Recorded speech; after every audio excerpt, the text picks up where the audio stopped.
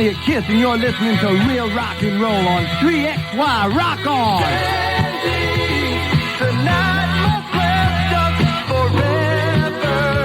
Greg, how are you? Paul Stanley, hi, I'm fine, thank you. How are you? I'm just fine. What's going on in Melbourne? Well, a lot of KISS activity going on in Melbourne, and it certainly is nice to talk to you again after all this time. How have you been keeping? I've been just great. How have you been? Fine, thank you. Paul, since we last spoke, two significant things have happened to the band.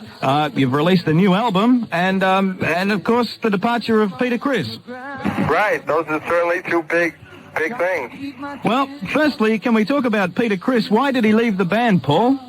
Well, we've always thought of KISS as a family, and Peter had reached a point where he was married, newly married, and he basically wanted to go off and do something a little different as far as music, I think. And I think he wanted to pursue acting more and spend some more time with his wife.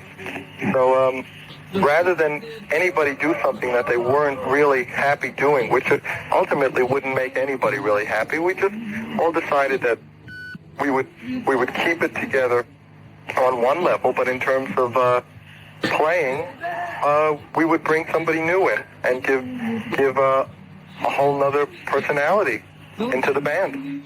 What's Peter going to do now? Peter's finishing up a solo album, and there's all kinds of plans in the works. I know that he's anxious possibly to do some acting, as I was saying. And his solo album is almost finished, and I saw him about a week ago, and he's real happy and healthy. Right. Paul, I noticed that there was none of Peter's songs on the Unmasked album. Was his departure planned for some time? Well, not for a long time, but we've certainly spoken, because, as I said, we all are close, and everybody was aware that Peter was beginning to feel pulled in another direction, and at that point we felt, a move towards, we felt a move in that direction, and it was obvious that after Unmasked, Peter was probably going to leave the group. If I hear you calling, but I can't come home right now. You got it! The hottest band in the land! So the obvious question now is, of course, what about a replacement drummer for KISS? Well, I wish I could give you his name, but he's been rehearsing with us for weeks now, and it will be official this week. He's a great drummer, a great singer, and certainly a star in his own right, although, like all of us, he's an unknown. He's from New York City, and he's a very, very welcome addition to KISS, and I think everybody's going to be very knocked out by him. We certainly can't wait to start playing. We set some shows in Mexico for the second week in August, then we'll take a week off, and then we're going to Europe. And we've certainly never sounded better than we sound now. I think this is by far the best we've sounded as a group, and we're doing material from every album, from the first one up until Unmasked. We're doing material now from 1973 up until 1980. So, will your new drummer change the sound of KISS significantly? Well, he's certainly playing, his own part. He's not copying because he's a drummer in his own right. He certainly sounds.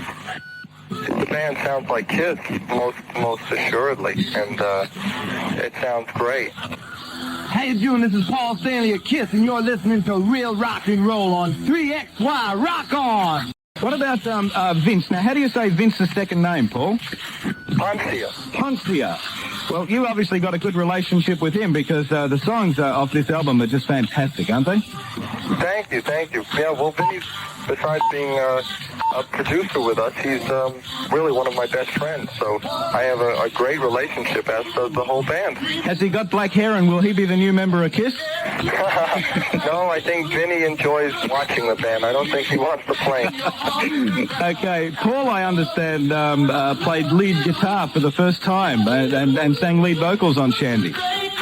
Well, I've sang, I mean, as far as singing, I've always sung quite a lot of the songs. I've sung about half our material to date. But as far as solos, as far as lead guitar, I played about 5 of the 11 solos on the record, which was really fun, because as a rule, Ace has always been the lead guitar player. But with this album, we both took turns, whoever felt more comfortable with the song. Paul, you've used Vince Poncia to produce this album, as you did with Dynasty. He must really fit into the current way of thinking of KISS.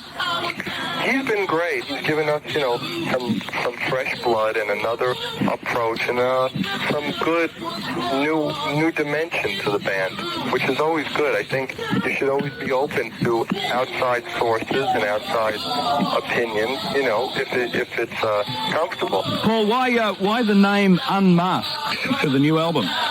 Well, we were kind of trying to make a point with the cover, and that was that there is no mask, and that without the mask, we still look the same, because basically, we are, KISS is KISS. We are what we are. What we are goes much deeper than makeup, and the makeup doesn't really change it. So, I guess basically what we were saying was that KISS is KISS. And people saying, well, why don't you take off the makeup? That's really not that important,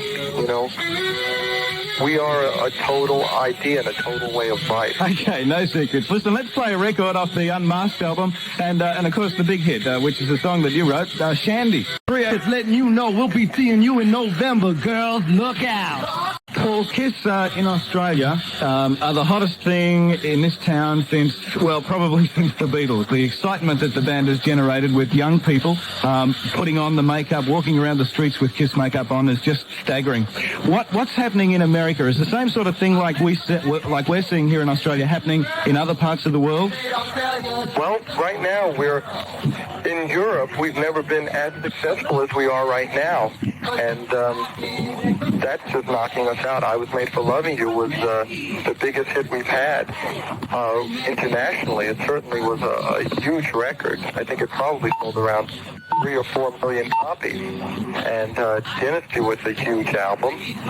And in terms of the States, at the moment we're not touring, but certainly all our tours have been really incredible. A few years ago we did 50,000 seats, in one baseball stadium, and we multiple days at Madison Square Garden, which is 20,000 seats. So certainly it's always been great.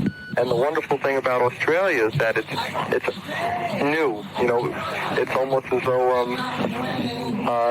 we caught on there later, let's say, than in some other areas. So it's really exciting for us because it gives us a chance to go through the madness all over from the start. Well, let's talk about your Australian tour. First of all, is it definite? Yes. Can you give us any dates? I know I could pretty well tell you we're playing all your major cities. I would imagine, without going into specific names, other than Sydney, Melbourne, Brisbane, Adelaide, we'll be over in November, and we're definitely coming, and we certainly are looking forward to it. Paul, what type of a venue is required to put on a KISS show? Well, I think ideally, something from about, we love playing for 3,000 people, but it's really impossible at this point. So most of the shows go from about 18,000 seats up. How much does it cost on average to get in to see a KISS show? I don't know. I certainly don't know in Australia. You've never paid to go and see one, huh? Not in Australia. I certainly never paid to see us in the States either. 3XY, Rock South Melbourne with KISS. Just to their concerts, wouldn't they? Not only the young ones, but out of curiosity, a lot of older people would come along too. Would that be fair to say? Yeah, absolutely. What's really great about KISS is that our following really goes from about, I'd say 6 to about 56, because you have, your young fans, and then you have your teens, and sometimes you have parents who bring the young fans. So we have a pretty widespread audience in terms of age, which I really appreciate. Well, you're never too old for kissing, are you? Let's face it. No, when you're too old for kissing, you're dead.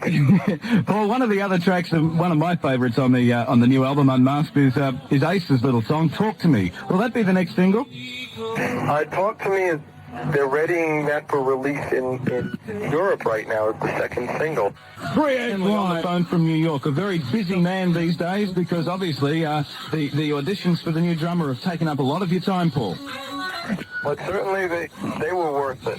We're real excited about our new drummer, and we're real excited about coming to Australia. And I think our fans are just going to be knocked out when they see us and when they see a new member of the family. It's just going to be a total knockout. Great.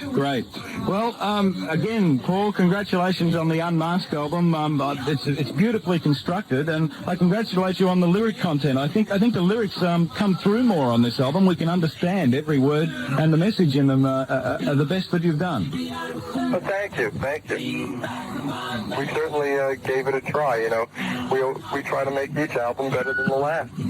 One track that's quite successful here in Melbourne is called "Is That You?" and that was the only song on the album that you guys didn't write. How did that find its way onto the album? Well, a friend in Los Angeles who should be making an album within the next half year or so is a really good songwriter. And when we heard "Is That You?" it sounded so much like a KISS song that once we tried playing it, it seemed like such a natural that we just decided to put it on the album. What's his name, Paul? Gerard McMahon. Hey, Paul, he hasn't got black hair and he's not a potential drummer, is he? You're an inquisitive guy. You shouldn't be Sherlock Holmes, would you? Yeah, you're not giving away a thing, are you? No, I'm not budging. All right, I guess we'll just have to wait. How are we going to find out who the new drummer is? It'll be, as soon as it's announced, we'll be notifying you, and certainly, good things come to those who wait. Hey, kids, letting you know we'll be seeing you in November, girls. Look out. About the album cover, the Unmasked album cover, who designed all that? The Unmasked cover was a concept that we had. Obviously, we didn't draw it, but it came pretty much out of the KISS family. It was an idea for a story that we had, and we thought it would be great to put it on the cover. Hence the photographer on there and the whole concept of, hey, will you guys please take your makeup off? That's what you were saying before. Right. There is no makeup. We all wear the same makeup. Everybody on the street wears makeup. We're all, we are who we are. And that's what's so great about KISS fans, is that they understand that, and we're all just trying to be ourselves. Everybody. Paul, what are some of the things that you are looking forward to doing when you come to Australia? I've heard a lot about the women in Australia, so that sounds like a lot of fun. I've heard that the actual terrain is beautiful. The weather, I heard, is wonderful.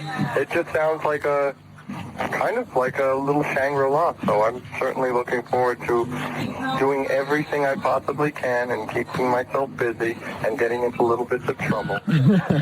Sometimes we're good, sometimes we're bad. You're looking forward to being bad. That's great. Sometimes you're real good when you're bad. The funniest thing is there's a lot of women running around the streets in Australia with stars painted over their eyes, so you're going to get here and find you're going to be mobbed by your clones, female versions. That's great. That's great. Can you tell us about what the other guys, what's Ace doing these days and what's Gene doing at the moment? Well, Ace. I just saw Ace this morning, and he's rather happy. He just had a daughter today. What? You're kidding? Yes. Oh, how fantastic. A little baby girl. A little baby girl. That's the first KISS baby. So everybody's real excited. We all ran up to the hospital today to see her. And we're all really excited. We're all we're surrogate daddies, I guess. I don't know. I can imagine. It's a very exciting feeling. Ace must be on top of the world at the moment. I think right now he's probably passed out asleep. What's the name of the little baby, Paul?